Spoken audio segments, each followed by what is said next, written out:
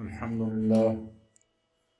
لله نحمده ونستعينه ونستغفره ونؤمن به ونتوكل عليه ونعوذ بالله من شرور أنفسنا ومن سيئات أعمالنا من يهده الله فلا مضل له ومن يضلله فلا هادي له وأشهد أن لا إله إلا الله وحده لا شريك له وأشهد أن محمدا عبده ورسوله صلى الله عليه وآله وسلم.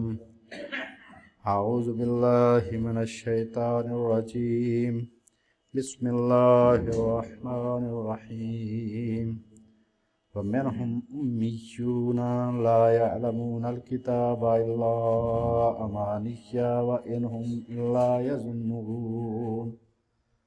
أما بعد فإن خير الحديث كتاب الله وخير الهدي هدي محمد صلى الله عليه وآله وسلم وشر الأمور محدثاتها وكل محدثة بدعة وكل بدعة ضلالة وكل ضلالة في النار. سورہ بقرہ آیت نمبر 78. اللہ پاک نے فرمایا کہ ان میں سے بعض لوگ ایسے ہیں جو نہ لکھنا جانتے ہیں نہ پڑھنا، یعنی امی ہیں. انہیں کتاب الہی کا کوئی علم نہیں، چند غلط باتوں اور خوش فہمیوں کے علاوہ جن پر وہ فخر کرتے ہیں کچھ نہیں جانتے، اور ان کے پاس کوئی یقینی علم نہیں. وہ بس ظن اور گمان پر آس لگائے بیٹھے ہیں. یہ سورۃ بقرہ کا ترجمہ اور تشریح کا سلسلہ جاری ہے. تو انسان کی سب سے بڑی جو غفلت اور سستی ہے وہ یہ کہ وہ جھوٹی آرزویں پالے، خود فریبی میں مبتلا ہو جائے. اور اس سلسلے میں یہ یاد رکھنا چاہیے کہ جو آدمی بھی انسانوں کو بے فکر کرے، سمجھیں وہ آپ کا سب سے بڑا دشمن ہے. جو آپ کو جھوٹی آرزوؤں میں مبتلا کرے، جھوٹے وعدے کرے، آپ کو خوش کن منظر دکھائے اور وہ کہے کہ بغیر کسی عمل کے آپ بخشے جائیں گے، وہ آپ کا سب سے بڑا دشمن ہے. اس کی مثال ایسے ہے کہ اگر کوئی شخص خدا نخواستہ کسی کو ہوش و حواس میں، وہ آدمی دوسرا ہوش و حواس میں ہے، اس پر قتل کرنے کے لیے حملہ کرتا ہے تو وہ ضرور کچھ نہ کچھ مزاحمت کرے گا. لیکن اگر کسی نے کسی کو نشہ پلا دیا اب وہ مزاحمت کرنے کے قابل بھی نہیں رہے گا، اور ایسا آدمی بہت سے لوگوں کو نشہ پلا کے قتل کر دیتا ہے. تو یہ مثال ہے ہم لوگوں کی جو انسانوں کو جھوٹی آرزوؤں میں مبتلا کرتے ہیں کہ گھبراؤ نہ گھبراؤ گناہ گارو، شفاعت ان کے گھر کی. بے شک حضور شفاعت کریں گے، انبیاء کرام شفاعت کریں گے، لیکن اس دنیا میں بھی وہ برے لوگوں کے ساتھی نہیں تھے اور اگلی دنیا میں بھی وہ برے لوگوں کے ساتھی نہیں بنیں گے. لہٰذا کسی آدمی کو یہ غلط فہمی دینا، اس کو غلط فہمی میں مبتلا کرنا، اس کو جنت کا پرمٹ دینا کہ تو جو مرضی کرتا رہے، صرف فلاں فکرہ کہہ دے تو بخشا جائے گا، اس سے بڑی اس کے ساتھ دشمنی اور کوئی نہیں ہو سکتی. انبیاء کرام علیہم السلام نے ہمیشہ لوگوں کو خبردار کیا ہے کہ نیک عمل کرو گے تو بخشے جاؤ گے، ورنہ تم بخشے نہیں جاؤ گے. اور قرآن مجید سورۃ بقرہ کے شروع میں فرمایا اس کتاب کے بارے میں کہ ھدی للمتقین، یہ ان کے لیے ہدایت ہے جو فکر مند ہیں، جن کو اپنے انجام کا فکر ہے، جن کو اپنے نجات کے بارے میں فکر ہے. لہٰذا اللہ پاک نے فرمایا کہ یہ جو امی لوگ ہیں عرب کے، حضور علیہ السلام کے پہلے مخاطب، یہ لوگ بت پرست ہیں اور کہتے ہیں کہ یہ بت اللہ کے پاس ان کا بڑا درجہ ہے اور یہ ہمیں بخشوا لیں گے. اور بتوں کے بارے میں بہت دفعہ بات ہوئی ہے کہ بت جو تھے وہ پتھر کو نہیں پوجتے تھے، وہ سمجھتے تھے کہ یہ بت جو ہیں ان کے پیچھے زندہ ہستیاں ہیں جو فلاں فلاں ہے. وہ جو عرب کے تھے وہ بتوں کو، وہ جو لات منات اور عزیٰ کو نعوذ باللہ خدا کی بیٹیاں کہتے تھے. وہ پتھر کو نہیں پوجتے تھے جیسا ہم خیال کرتے ہیں. وہ کہتے تھے یہ خدا کی بیٹیاں ہیں، یعنی وہ جو زندہ ہستیاں ہیں ان کے وہ نمونے بنائے ہوئے تھے انہوں نے، اور بت اس لیے بناتے تھے کہ جب ہم کسی کی تصویر یا بت کے سامنے بیٹھ کر اس کی پوجا کرتے ہیں تو وہ ہماری طرف متوجہ ہوتا ہے، اور جب متوجہ ہوتا ہے تو پھر ہماری بات سنتا ہے، اور ہم اس کو جو بھی ہم درخواست کریں وہ ہمارے حق میں عمل کرتا ہے۔ یہ تھا ان کا مقصد، ورنہ پتھر سب کو پتا ہے کہ یہ پتھر کسی کا کچھ بھی بنا سنوار نہیں سکتے۔ تو فرمایا یہ جو امی لوگ ہیں، عرب کے ان پڑھ، ان کا کام صرف یہ ہے کہ بتوں کے آسرے پر بیٹھے ہیں جھوٹی آرزویں پال کر۔ اللہ پاک نے فرمایا کہ یہ لوگ وہ ہیں جو امی ہیں، ان کے پاس چند غلط فہمیوں کے سوا کچھ نہیں ہے، امانی غلط آرزویں، توقعات۔ فرمایا یہ ساری کی ساری ان کی غلط فہمی ہے، اور یہ جو ہے غلط فہمی یہ صرف ان میں نہیں تھی، پہلی قوموں میں بھی تھی، ہم مسلمانوں میں بھی ہے۔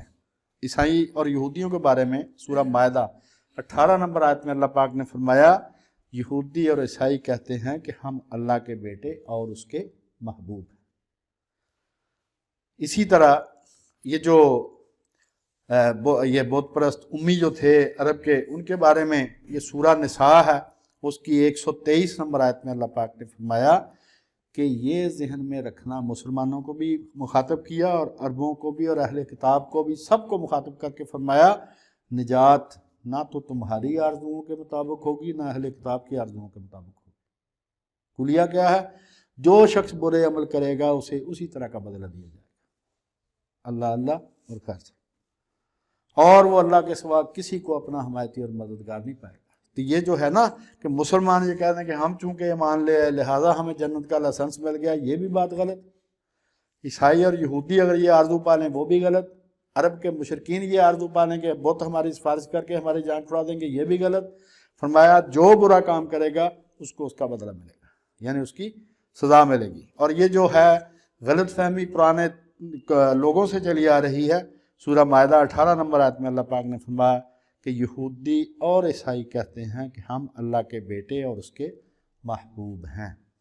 وہاں پر جو خدا کا بیٹا ہونے کی اصطلاح ہے، جس سے عیسائی حضرات نے ایک نیا عقیدہ گڑھ لیا، ورنہ یہودی حضرات میں بھی خدا کے بیٹے کی اصطلاح عام تھی۔ اس سے مراد مقربان الہی ہیں، جو اللہ کے نیک بندے، اللہ کے قریب ہیں، اولیاء اللہ، وہ لوگ مراد ہیں۔ ان میں نبی بھی ہیں، ولی بھی ہیں، عالم بھی ہیں، نیک لوگ بھی ہیں، تو ان سب کو وہ خدا کے بیٹے کہتے تھے۔ دوسری بات، خود عیسائی حضرات ہی کا حوالہ ہے کہ یہ جس لفظ کا ترجمہ خدا کا وہ بیٹا کہا گیا ہے، اصل میں وہ اس کا معنی ایک بندہ ہے، اس کا لفظ کا ایک معنی بندہ بھی ہے۔ لہٰذا جہاں جہاں وہ لفظ آیا ہے، اگر وہاں پر خدا کا بندہ ترجمہ کیا جائے تو پوری انجیل اور تورات میں اور کسی میں کوئی مشکل باقی نہیں رہتی۔ جو خدا کے بیٹے وہ خود کو کہتے تھے، اس کا مطلب بھی وہ خود کو خدا کے مقرب بندے کہتے تھے، کیونکہ ان کو بھی پتہ تھا کہ خدا جیسا کوئی نہیں۔ اور اہل کتاب یہ کہتے تھے، یہ سورہ بقرہ 80 نمبر آیت میں، کہ اہل کتاب کہتے ہیں کہ دوزخ کی آگ میں ہم چند دن سے زیادہ ہرگز نہیں رہیں گے، بالکل ہمیں چند دن سے۔ یہ جھوٹی آرزوؤں کی بات اللہ پاک نے فرمائی ہے قرآن مجید میں بار بار، اور 111 نمبر آیت میں اسی سورۃ بقرہ کی فرمایا کہ وہ یہ کہتے ہیں کہ جنت میں یہودی یا عیسائی کے علاوہ کوئی داخل نہیں ہوگا۔ تو یہ ساری باتیں اللہ پاک نے فرمایا یہ تمہاری جھوٹی آرزویں ہیں، جو برا عمل کرے گا اس کو سزا ملے گی۔ لہٰذا یہ جو سورۃ بقرہ، سورہ آل عمران، سورہ نساء، اس میں جو دونوں قوموں پہ بار بار واقعات بیان ہوئے ہیں، یہ دراصل کہا بیٹی کو جا رہا ہے اور سنایا بہو کو جا رہا ہے کہ مسلمان خبردار ہو جائیں، یہ کام نہیں کرنے جو انہوں نے کیے ہیں، تم نہ یہ کام کرنا کہ جھوٹی آرزویں پالو، نیک عمل چھوڑ دو، اور جھوٹی آرزویں پال کر یہ اس امید پر بیٹھے رہو کہ ہم چونکہ بہت اعلیٰ امت ہیں لہذا ہم بخشے بخشائیں، ایسی بات کوئی نہیں۔ تو سورۃ نساء میں جو میں نے پہلے پڑھی کہ نہ تمہاری آرزوؤں کے مطابق فیصلہ ہوگا، نہ اہل کتاب کی آرزوؤں کے مطابق فیصلہ وہاں پر ہوگا حق اور انصاف کا۔ جو برا عمل کرے گا اس کو اس کی سزا ملے گی۔ اور سورہ نساء کی 120 نمبر آیت میں اللہ پاک نے فرمایا شیطان لوگوں سے طرح طرح کے وعدے کرتا ہے، اور انہیں خوش فہمیوں میں غلط فہمیوں میں مبتلا کرتا ہے، اور شیطان کا وعدہ سوائے دھوکہ کے اور کچھ نہیں ہے۔ یہ جو وعدہ تم سے کر رہا کہ تم فلاں کے ماننے والے ہو، تم فلاں گروپ سے ہو لہٰذا تم بخشے بخشائے ہو، یہ بالکل خوش فہمی نہیں، غلط فہمی ہے۔ اور سورہ بقرہ کی 111 اور 112 نمبر آیت میں اللہ پاک نے فرمایا کہ اہل کتاب کہتے ہیں کہ یہودی یا عیسائیوں کے علاوہ کوئی جنت میں ہرگز داخل نہیں ہوگا، یہ ان کی خوش فہمیاں ہیں۔ اے رسول آپ ان سے کہیو کہ اگر تم اس دعوے میں سچے ہو تو کوئی دلیل پیش کرو۔ اگر تمہیں اللہ نے جنت کا لائسنس دے دیا ہے تو اس کی کوئی دلیل دو۔ اور اے رسول یہ کوئی دلیل پیش نہیں کر سکیں گے جو اللہ کے سامنے، جنت میں صرف وہ جائے گا جو اللہ کے سامنے سر تسلیم خم کر دے اور نیکیاں کرتا رہے، ایک دن کی بات نہیں، تا زندگی وہ اپنی کوشش جاری رکھے۔ اور ایسے شخص کا اجر اس کے رب کے پاس ہے، اور ایسے لوگوں کو نہ کوئی خوف ہوگا نہ کوئی غم ہوگا۔ خوف ہوتا ہے مستقبل کا اور غم ہوتا ہے ماضی کا، پچھتاوا۔ وہ اپنے پچھلے اعمال پر بھی نہیں پچھتائیں گے اور آئندہ بھی مستقبل میں ان کو کوئی خوف نہیں ہوگا۔ لہٰذا مسلمانوں سے بات کرتے ہوئے ان کی اہل کتاب کی اللہ پاک نے اور فرمایا کہ ان لوگوں کے لیے خرابی ہے جو اپنے ہاتھ سے باتیں لکھتے ہیں پھر لوگوں سے کہتے ہیں یہ اللہ کی طرف سے ہیں۔ اس پر بات پچھلے جمعے ہو چکی ہے۔ مقصد ان کا یہ ہوتا ہے کہ ان کے ذریعے تھوڑا سا فائدہ حاصل کریں، اور فرمایا اللہ پاک نے کہ جو کچھ وہ اپنے ہاتھوں سے لکھتے ہیں اس کی وجہ سے ان کے لیے بڑی خرابی ہے، یہ کوئی اچھا کام نہیں وہ کر رہے، اور جو کچھ وہ کماتے ہیں اس کی وجہ سے بھی ان پر بہت بڑی خرابی آئے گی۔ یعنی دنیا کا مال جو اکٹھا کرتے ہیں کہ آدمی کسی بھی طریقے سے کسی کو چٹ دے دے کہ تو بخشا بخشایا ہے، اور اس کے بدلے میں ظاہر اس نے مال ہی لینا تو وہ اس کی ضرورت پوری کرتا ہے، وہ اس کی ضرورت پورتا ہے، دونوں ایک دوسرے کو دراصل دوزخ کا ٹکڑا ہی دے ہے۔ اور یہ جو میں نے پچھلے جمعے بھی عرض کی تھی کہ یہ جو اپنے ہاتھوں سے لکھ کر خدا کا حکم، خدا کا کلام بتاتے ہیں، اس کی جو مثال ہے وہ تالمود ہے، جس میں ساری کی ساری تفسیر بالرائے ہے، اپنی رائے سے انہوں نے اس کی ساری تفسیر کی، اور آپ وہ کہتے ہیں یہ خدا کا حکم۔ پوپ کے جو جتنے حکم ہیں وہ سارے اس کے تحت آتے ہیں، بشپ کے سارے احکام اس کے تحت آتے ہیں۔ لہٰذا اللہ پاک نے فرمایا کہ یہ جو لوگ اپنے ہاتھ سے باتیں لکھ کر کہتے ہیں کہ یہ اللہ کی طرف سے ہے، تو تاکہ ان کے ذریعے تھوڑا سا فائدہ حاصل کریں، اس کی وجہ سے ان کے لیے بہت بڑی خرابی ہے۔ جو کچھ وہ کماتے ہیں اس کی وجہ سے بھی ان پر بہت بڑی خرابی۔ اور سورہ بقرہ 41 نمبر آیت میں اللہ پاک نے فرمایا کہ میری آیات کو بیچ کر تھوڑا سا فائدہ نہ حاصل کرو اور مجھ ہی سے ڈرو۔ یہ وہ قومیں تو گزر چکی، ہمیں نصیحت کی جا رہی ہے کہ تم یہ کام نہ کرنا۔ پھر 174 نمبر آیت میں اللہ پاک نے فرمایا سورۃ بقرہ کی، بے شک جو لوگ کتاب کی باتوں کو جو اللہ نے نازل فرمائی ہیں یعنی وحی کی باتوں کو چھپاتے ہیں اور ان کو بیچ کر تھوڑی سی قیمت وصول کرتے ہیں، یہ لوگ در حقیقت اپنے پیٹوں میں آگ بھر رہے ہیں۔ یہ جو اللہ کا نام بیچ کر مال کمانا ہے کہ اپنے پیٹ میں آگ بھر رہے ہیں، اور اللہ انہیں نہ گناہوں سے پاک کرے گا بلکہ قیامت کے روز اللہ تعالیٰ ان سے بات نہیں کرے گا۔ اور یہ سب سے بڑی سزا کہ اللہ کسی سے مخاطب ہی نہ ہو۔ قیامت کے روز اللہ ان سے بات نہیں کرے گا، نہ انہیں گناہوں سے پاک کرے گا بلکہ ان کے لیے دردناک عذاب ہوگا۔ اس کے بعد اللہ پاک نے سورہ توبہ 9 نمبر آیت میں فرمایا کہ کافر اللہ کی آیتوں کے ذریعے تھوڑا سا دنیاوی فائدہ حاصل کرتے ہیں اور اس طرح لوگوں کو اللہ کے راستے سے روکتے ہیں۔ جو کچھ یہ کر رہے ہیں بے شک وہ بہت برا ہے۔ یہ بات ان کی ہو رہی ہے، سمجھایا ہمیں جا رہا ہے کہ بھئی تم یہ کام نہ کرنا۔ لہذا ہم کو اپنا مسلسل جائزہ لینا چاہیے کہ کیا کہیں ہم بھی تو یہ جرم نہیں کر رہے کہ اپنے پاس سے ایک بات بنا کر کہیں کہ یہ اللہ کا حکم ہے، یا جھوٹی آرزویں بنا کے بیٹھے رہیں کہ ہمیں فلاں بخشا لے گا، ہمیں فلاں بخشا لے گا، اور نیک عمل کوئی نہ کرے۔ لہٰذا یہ باتیں جتنی بھی ہیں اہل کتاب کے بارے میں، یہ دراصل ہمیں سمجھایا جا رہا ہے کہ تم یہ کام نہ کرنا۔ اب ایک اور جو غلط فہمی ہے جس کا ذکر اہل کتاب کے ذیل میں ہوا اور ہم میں سے بھی بہت سوں کو غلط فہمی ہو جاتی ہے۔ وہ کیا؟ اہل کتاب کہتے ہیں کہ دوزخ کی آگ ہمیں چند دن سے زیادہ نہیں چھوئے گی، ہرگز نہیں چھوئے گی۔ یا رسول آپ ان سے پوچھئے کہ کیا تم نے اللہ سے اس قسم کا کوئی عہد لے لیا ہے؟ اللہ نے کوئی وعدہ کیا ہے تم سے اس بات کا؟ اگر تمہارا وعدہ ہے، صحیح ہے کہ اللہ اپنے عہد کے خلاف ہرگز نہیں کرے گا، تو اس کا کوئی ثبوت ہے تمہارے پاس؟ یہ تم جھوٹ بول رہے ہو اللہ کا نام لے کر، اللہ پر تہمت لگا رہے۔ اللہ کے ہاں کسی کے لیے کوئی رعایت نہیں، بلکہ سب کے لیے قانون یکساں ہے۔ جو شخص بھی برے کام کرے گا اس کے گناہ اسے گھیر لیں گے، اور ایسے لوگ یقیناً دوزخی ہیں، وہ ہمیشہ دوزخ میں رہیں گے۔ بخشا کون جائے گا؟ جو لوگ ایمان لائیں گے اور نیک عمل کرتے رہیں گے۔ ایک دن کی بات نہیں، ساری زندگی نیک عمل کرتے رہیں گے تو ایسے لوگ ہی جنتی ہیں اور جنت میں ہمیشہ رہیں گے۔ اسی طرح اولیاء اللہ کی جو تعریف ہے وہ بھی یہ ہے کہ کس اولیاء اللہ انا اولیاء اللہ لا خوف علیہم ولا هم یحزنون، خبردار ہو جاؤ، اللہ کے دوستوں کو کوئی غم اور فکر نہیں ہوگا۔ کون سے لوگ؟ الذین آمنوا وکانوا یتقون، جو لوگ ایمان لائے اور پوری زندگی نیک کام کرتے رہے، پوری زندگی اللہ سے ڈرتے رہے، وہ ہیں اولیاء اللہ۔ اب یہ جو باتیں ہیں قرآن مجید کی، ان کا ثبوت کیا ہے؟ کیا آج کل بھی ان کا کوئی ثبوت ملتا ہے کہ وہ لوگ ایسی باتیں کہتے ہیں؟ ہاں، اب سنیں ذرا۔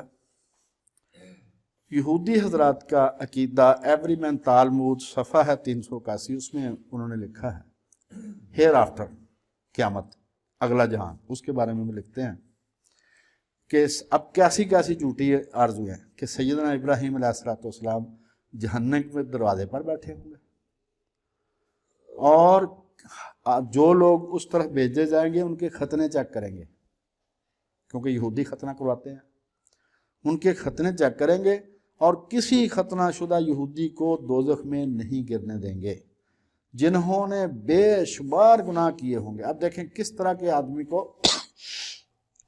غلط فہمیاں، اب اتنے بڑے ان کے جو عالم ہیں وہ بات جب کریں گے تو عام آدمی نے تو انہیں کی بات ماننی ہے نا، وہ تو جو ان کو نیکی کی طرف توجہ دلائے گا اس کو بیوقوف سمجھیں گے، یار کہ تجھے عقل ہے ذرا بھی؟ ہمارے اتنے بڑے بڑے عالم یہ کہہ رہے ہیں، تم مجھے نئی بات بتا رہا ہے کہ نیک عمل کرو۔ کیا کہتے ہیں کہ جس نے بے شمار گناہ کیے ہوں گے، تو جو یہودیوں کے چھوٹے ختنہ شدہ بچے فوت ہو گئے ہوں گے ان کے ختنہ کی کھالیں اتار کر ان پر ڈال دیں گے، تو جو ختنہ ہونے سے پہلے فوت ہو گئے تھے نا بچے، ان کا ختنہ کر کے ان کی کھالیں ان بے شمار گناہ کرنے والوں پر ڈال دیں گے اور وہ جہنم میں نہیں جائیں گے۔ اب بتائیں کہ جس کو لائسنس مل جائے وہ نیکی کیوں کرے؟ یہ ہے وہ غلط فہمی جس کا قرآن مجید نے پہلے ذکر کیا کہ بھئی نہ فیصلہ تمہاری آرزوؤں کے مطابق ہوگا مسلمانوں، نہ اہل کتاب کیا، جو برے کام کرے گا اس کو سزا ملے گی۔ اب اگلی سن لیں، صفحہ ہے 382، یہ 381 سے میں نے پڑھا۔ یہ تورات کے بعد ان کی سب سے بڑی کتاب ہے، جیسے مسلمانوں کی بخاری ہے قرآن مجید کے بعد، اس طرح تالمود ہے اس کی۔ اس میں کیا لکھا ہے کہ پیر کامل کے مریدوں پر دوزخ کی آگ حرام ہے۔ یہی عقیدہ کہیں ہم میں تو نہیں، ہمیں بھی جائزہ لینا چاہیے۔ پیر کامل کے مریدوں پر دوزخ کی آگ حرام ہے۔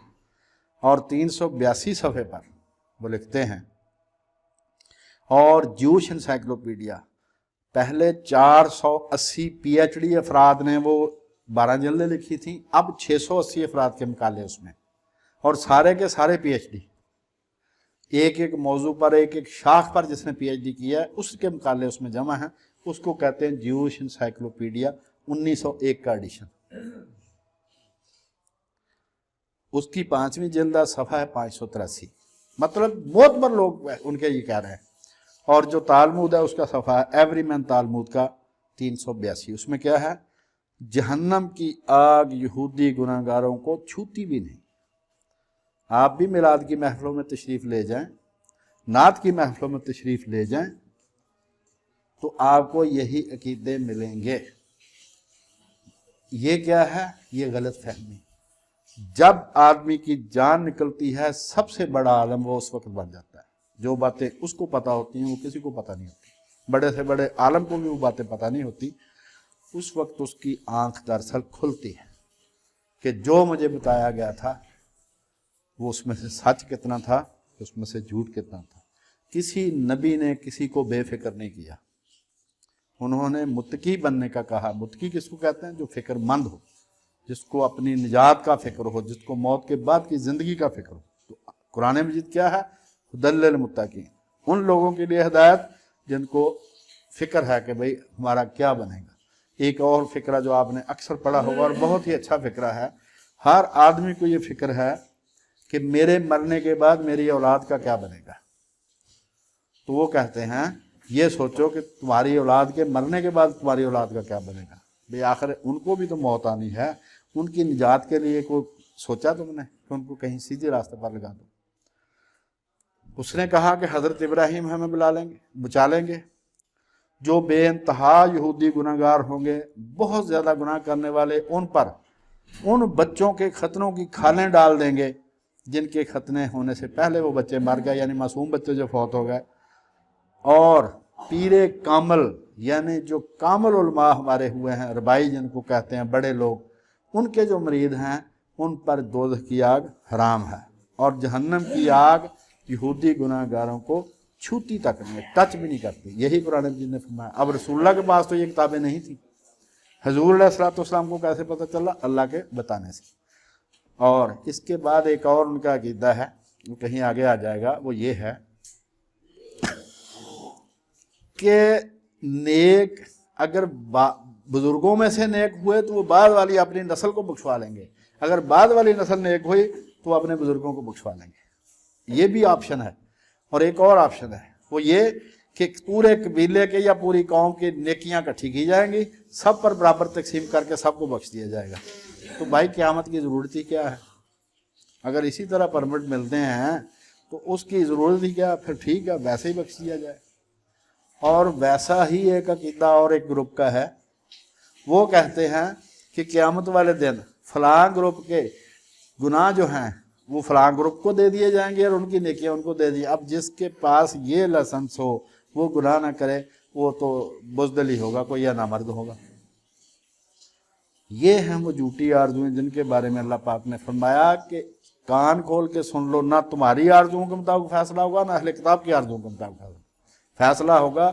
یہ کہ جو برا کام کرے گا اس کو سزا ملے گی، اور جو لوگ ایمان لائیں گے اور نیک عمل کرتے رہیں گے، ایسے ہی لوگ جنتی ہیں، اور وہی لوگ جنت میں ہمیشہ رہیں۔ اب رسول کریم علیہ السلام جو قرآن مجید کے پہلے مفسر ہیں، شرح کرنے والے ہیں، سب سے پہلے تفسیر حضور نے ہی بیان فرمائی ہے، تو آپ کیا فرماتے ہیں؟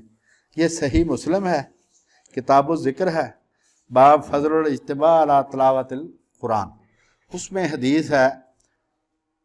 یہ بہت یاد رکھنے والی بات، جس شخص کو اس کے عمل نے پیچھے کر دیا اس کا نسب اسے آگے نہیں بڑھا سکتا۔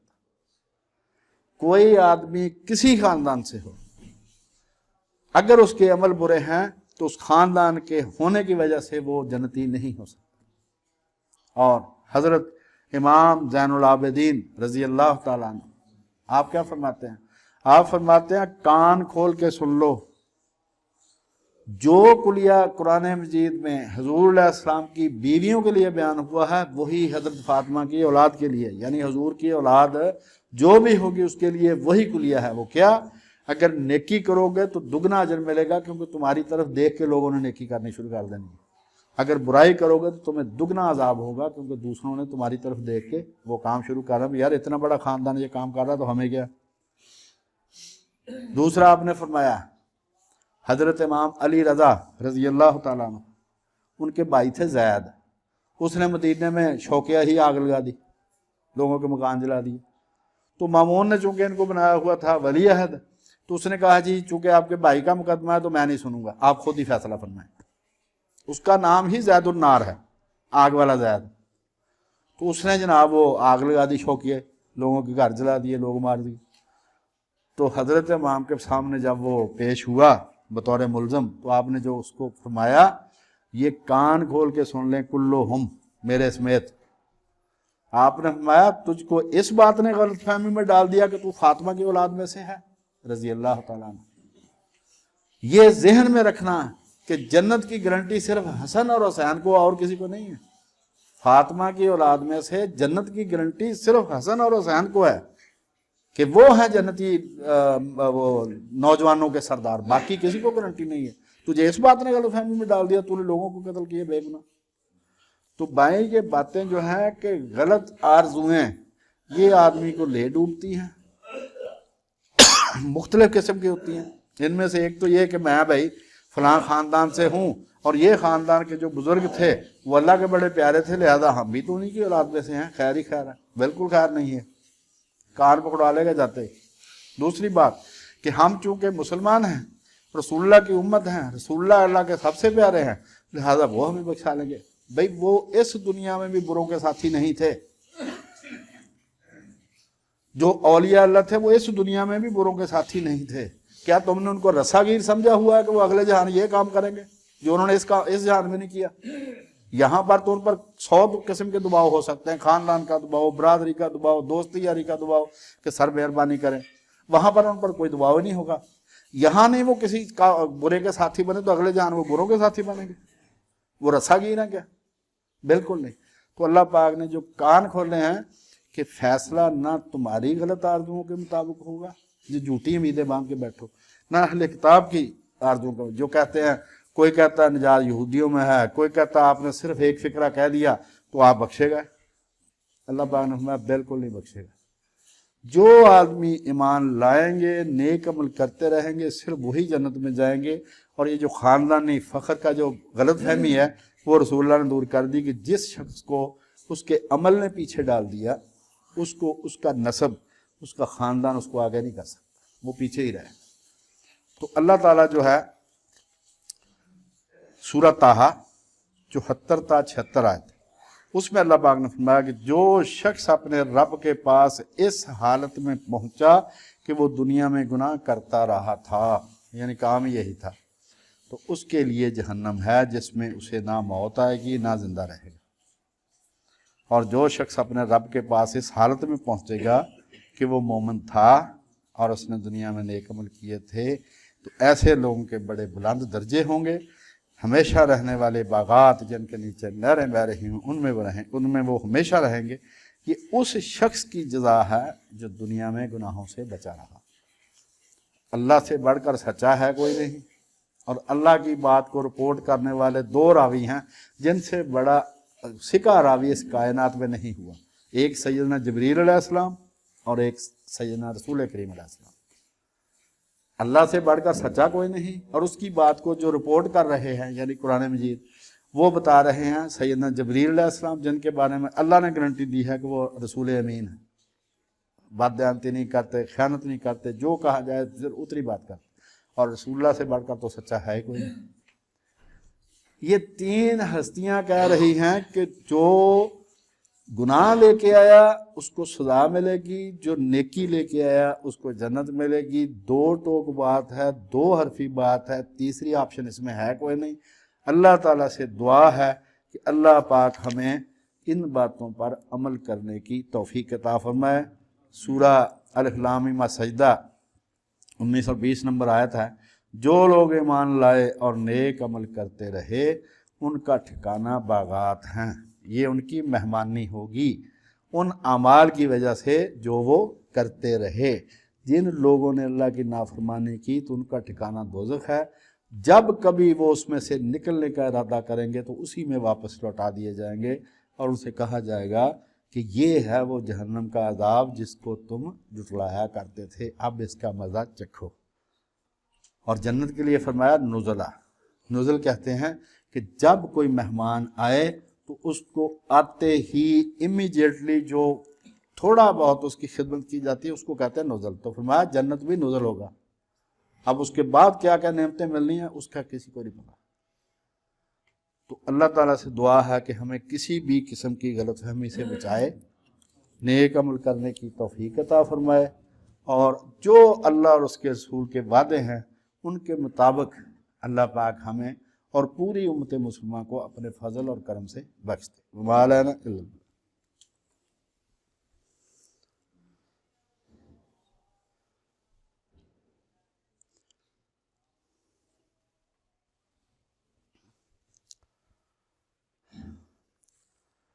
انہوں نے پوچھا کہ کیا سفارش کے معنی تائید کرنے کے ہو سکتے ہیں؟ سفارش سے مراد جو قرآن و سنت میں ہے وہ یہ ہے کہ ایک آدمی کے 32 نمبر ہیں، تو انبیاء، اولیاء، نیک لوگ، پہلے انبیاء، رسول کریم علیہ السلام، یہ سارے ان سب کو ان کا مرتبہ ظاہر کرنے کے لیے کہ یہ وہ لوگ ہیں جن سے تم نفرت کیا کرتے تھے، ان کو حقیر جانا کرتے تھے، میرے ہاں ان کی اتنی عزت ہے کہ میں آدمی کو ان کے کہنے پر بخش دیتا ہوں۔ بخشنے کا ارادہ اللہ کا اپنا ہی ہوگا۔ تو تائید سے مراد یہ ہے کہ آدمی نے تو منتیں کرنی ہی کرنی ہیں کہ جناب مجھ پر رحم کیا جائے، تو اس کی تائید بھی ہو جاتی ہے، اس سے سفارش بھی ہو جاتی ہے کہ جناب یہ 32 نمبر اس نے لے لیے ہیں تو مہربانی فرمائیں، تو ایک نمبر اللہ اپنی رحمت سے دے دے گا۔ یہ نہیں ہوگا کہ ایک کے 33 کر دیے جائیں، اللہ کے فیصلے میں کوئی دخل نہیں دے سکتا۔ سفارش اس کی ہوگی الا من اذن له الرحمن وقال صوابا، پہلے اللہ اجازت دے گا بولنے کی، جس کو اجازت دے گا اور وہ بات بھی ٹھیک کرے، انصاف کے مطابق بات کرے تو اس کی بات سنی جائے گی، ورنہ اندھا دھند سفارش والی بات نہیں۔ الحمدللہ رب العالمین والصلاة والسلام علی رسولہ الکریم، لا الہ الا انت سبحانک انی کنت من الظالمین، اللہم انی اسألک من الخیر کلہ ما علمت منہ وما لم اعلم واعوذ بک من الشر کلہ ما علمت منہ وما لم اعلم، اللہم انی اسألک من خیر ما سألک منہ عبادک الصالحون واعوذ بک من شر ما استعاذک منہ عبادک الصالحون، ربنا آتنا فی الدنیا حسنۃ وفی الآخرۃ حسنۃ وقنا عذاب النار، ربنا وآتنا ما وعدتنا علی رسلک ولا تخزنا یوم القیامہ انک لا تخلف المیعاد، سبحان ربک رب العزۃ عما یصفون وسلام علی المرسلین والحمد للہ رب العالمین۔